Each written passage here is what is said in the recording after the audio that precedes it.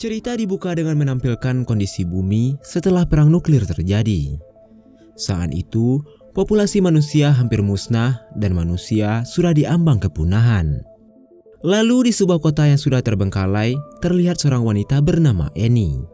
Ia menyusuri kota itu untuk mencari apa saja yang bisa dimanfaatkan untuk bertahan hidup.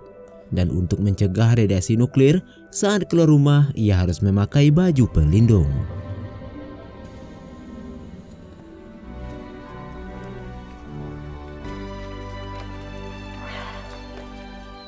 Annie tinggal di sebuah lembah subur yang letaknya sangat jauh dari perkotaan, sehingga radiasi nuklir tidak mempengaruhinya. Setelah perang nuklir itu terjadi, kini Annie menjalani kehidupan yang membosankan bersama seekor anjingnya yang bernama Faro. Dan tidak lupa, setelah kembali dari kota, ia membersihkan diri dengan menggosok seluruh tubuhnya.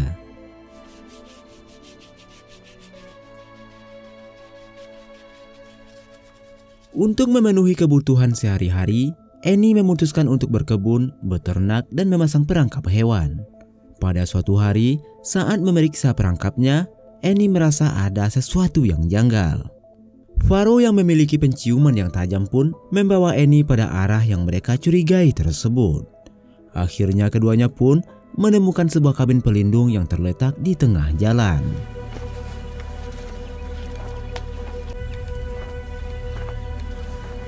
Annie yang penasaran lalu mendekati kabin tersebut, tapi tak ada siapapun di sana. Dan di saat yang sama, Faro pun mencari kemana pemilik kabin tersebut. Beberapa saat kemudian pemilik kabin itu datang, namun Faro tampak ketakutan seolah-olah pria tersebut bukanlah pria yang baik. Mereka pun bersembunyi di balik rerumputan dan terus memperhatikan pria tersebut. Karena selama ini, Annie mengira kalau dirinya lah satu-satunya manusia yang tersisa. Sementara pria itu keluar dari baju pelindung dan seolah-olah merasa terbebas.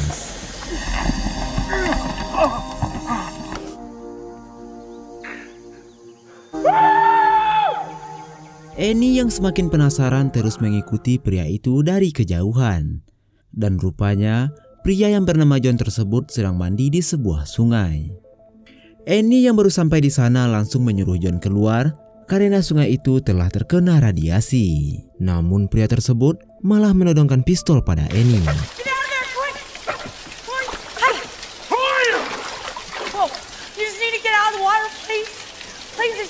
Tidak lama kemudian John mulai merasakan efek dari sungai tercemar tersebut, hingga ia pun mengancam Annie untuk segera menolongnya. Annie kemudian membawa John ke rumahnya dan merawatnya dengan baik. Selama beberapa hari berlangsung, John tidak kunjung sembuh, bahkan keadaannya semakin memburuk. Annie yang hampir menyerah pergi ke gereja peninggalan ayahnya, dan di sana ia berdoa untuk keselamatan John.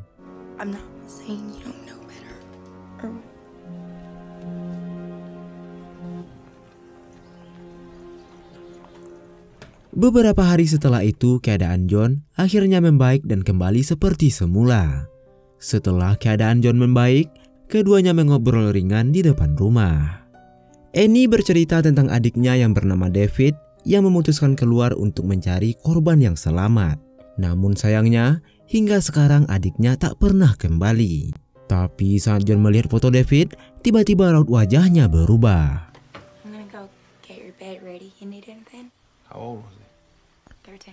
Keesokan harinya, John menemani Annie berkebun. Melihat Annie yang mengerjakan semua secara manual, John pun bertanya kenapa ia tak menggunakan mesin. Namun Annie mengatakan kalau ia tak bisa mengambil bahan bakar semenjak tidak adanya listrik. John pun menyarankan agar Annie mengambil bahan bakar tersebut dengan cara manual. Dan benar saja, tidak butuh waktu yang lama bagi Annie untuk mendapatkan bahan bakar tersebut, hingga ia bisa bekerja di ladang dengan lebih cepat.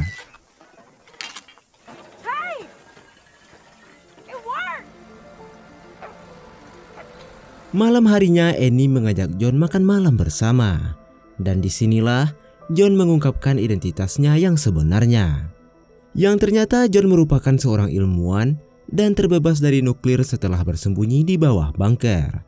Bahkan ia juga menciptakan pakaian pelindungnya sendiri. Annie sempat menyinggung foto wanita yang ia temukan di kabin. Namun John mengatakan kalau wanita itu bukanlah siapa-siapa. Saat akan tidur, Annie yang sudah haus dengan belayan mencoba memancing John dengan membiarkan pintu kamarnya terbuka. Namun sepertinya John kurang tertarik untuk melakukannya. Dan keesokan harinya, Annie mengajak John ke danau untuk menangkap ikan. Di sana Annie mengatakan kalau ikan hanya bisa dinikmati sebelum musim dingin. Karena di musim dingin merupakan mimpi buruk bagi Annie. Selama di musim dingin ia hanya bisa menghabiskan waktu di dalam ruangan bersama Faro. Dan parahnya lagi, semua bahan makanan akan membusuk. Hal itu terjadi karena satu-satunya generator listrik yang ia miliki telah rusak. Wait, you got a generator? John pun mencoba untuk memperbaikinya, namun sayangnya generator listrik itu sudah tak bisa diperbaiki lagi. Satu-satunya cara agar generator itu berfungsi yaitu dengan menggunakan aliran air terjun di sekitar lembah. Namun, mereka membutuhkan kayu yang banyak untuk membuat kincir di air terjun tersebut. John menyarankan agar mereka membongkar gereja dan menjadikan kayunya untuk membuat kincir. Namun Annie menolak karena gereja itu adalah peninggalan ayahnya dan sangat berharga baginya. Di hari berikutnya, Annie yang tak melihat keberadaan John mengira kalau John telah pergi. Dan beberapa saat kemudian, ia pun menemukan John yang sudah mabuk di sebuah minimarket terbengkalai. Ia segera membawa John kembali ke rumahnya. Namun sesampainya di rumah, John yang mabuk malah marah dan meminta Annie untuk tidak sok-sokan membantunya dalam hal apapun.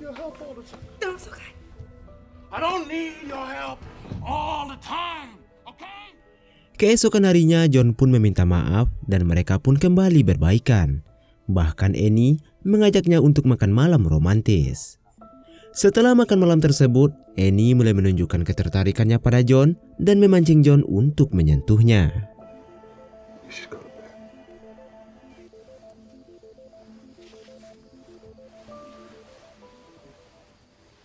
Namun sayangnya John yang belum memiliki perasaan pada Annie menolak ajakan Annie untuk melakukannya. Hingga pada akhirnya di malam itu Annie berakhir dengan kekecewaan. Di hari berikutnya Annie kembali berburu dan menemukan sesuatu yang aneh di perangkapnya. Ia segera mencari sumber mencurigakan tersebut dan tanpa diduga ia menemukan Faro bersama seorang pria bernama Caleb. My name's Caleb. All I'd ask you for is a glass of water if you know. Berbeda dengan John, Faro terlihat lebih nyaman saat bertemu dengan Caleb. Hingga pada akhirnya Annie pun membawa Caleb ke rumahnya.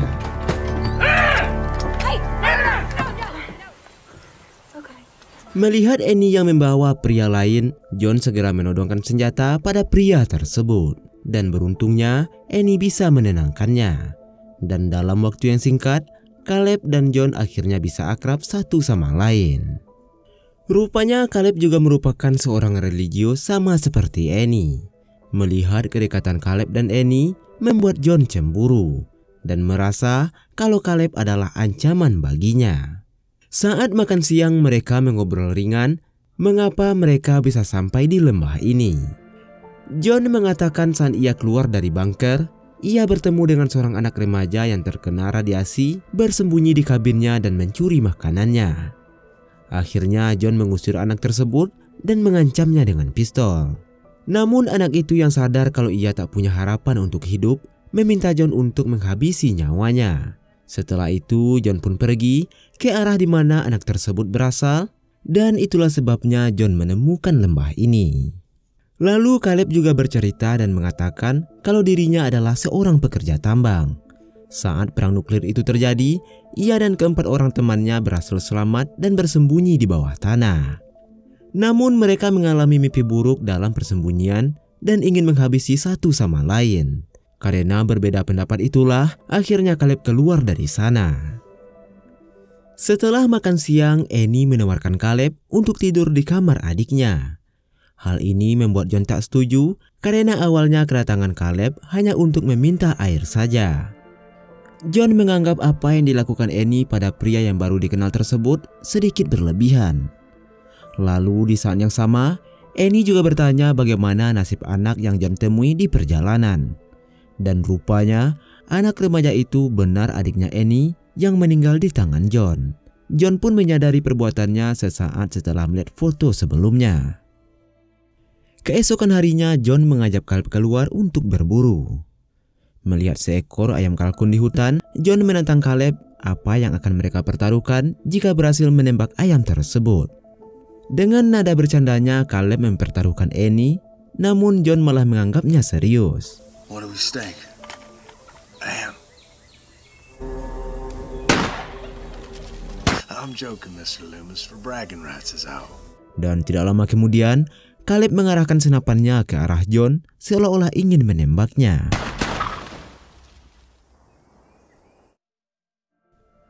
Di hari berikutnya, Annie akhirnya berubah pikiran dan setuju gereja peninggalan ayahnya dirobohkan untuk membangun pembangkit listrik. Tanpa berlama-lama, Caleb dan John segera merobohkan bangunan tersebut. Sesaat setelah merobohkan gereja itu, Caleb menyadari kalau Annie sangat bersedih. Caleb pun mendatangi Annie dan menyarankan agar mereka mendapatkan terpal untuk melindungi barang-barang yang masih tersisa. Kemudian Caleb mengajak Annie berkeliling di sekitar lembah.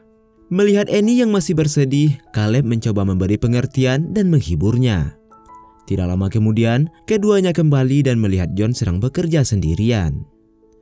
Melihat keduanya yang semakin akrab, John semakin cemburu, bahkan mengatakannya terang-terangan pada Annie.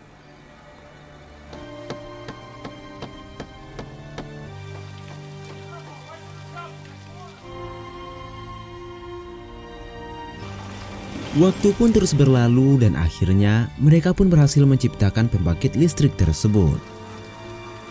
Untuk merayakan keberhasilan ini, ketiganya melakukan makan malam bersama. Setelah itu mereka pergi ke danau, lagi-lagi Caleb dan Annie tanpa sadar mulai menunjukkan ketertarikan mereka. Bahkan di malam itu, Annie yang mulai menaruh hati pada Caleb diam-diam menyelinap ke kamarnya dan melepaskan semua rasa penasarannya yang terpendam selama ini.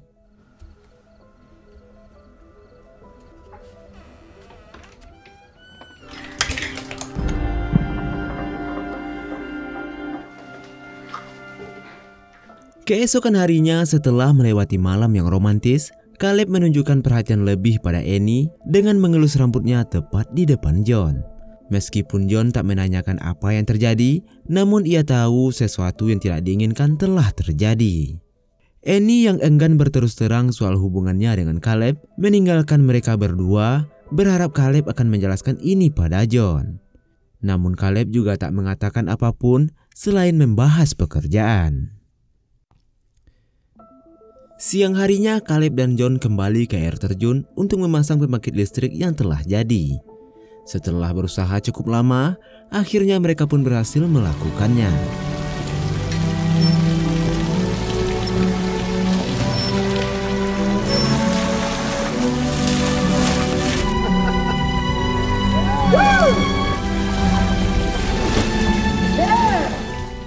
Pada saat Caleb kembali ke atas, tiba-tiba tali penyangganya terlepas yang membuat Caleb hampir terjatuh.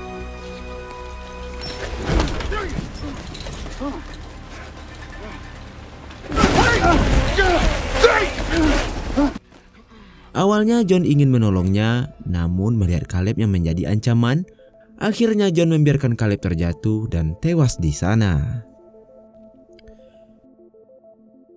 Sore harinya Annie melihat John yang pulang sendirian dan bertanya di mana Caleb berada.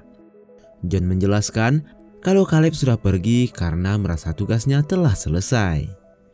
Annie yang merasa patah hati pun segera berlari dan berharap dapat mengejar Caleb. Namun sayangnya, ia tak pernah lagi bertemu dengan pria tersebut. Semenjak kepergian Caleb, Annie terlihat murung setiap harinya, bahkan ia tak mau berbicara pada John. Lalu beberapa hari kemudian, listrik di rumahnya kembali menyala. Ia pun berjalan ke gudang dan menemukan piano gereja yang ternyata telah dipindahkan oleh John. Annie lalu memainkan piano dan tidak lama kemudian, John datang mendekatinya. Lalu film pun selesai. Nah, menurutmu Apa pesan moral yang kamu dapat dari film ini? Silahkan tuliskan di kolom komentar. Jangan lupa berikan saran dan masukannya agar kedepannya bisa lebih baik lagi dan kamu bisa lebih menikmati video-video di channel ini. Akhir kata saya ucapkan terima kasih, jaga terus kesehatanmu dan wassalamualaikum warahmatullahi wabarakatuh.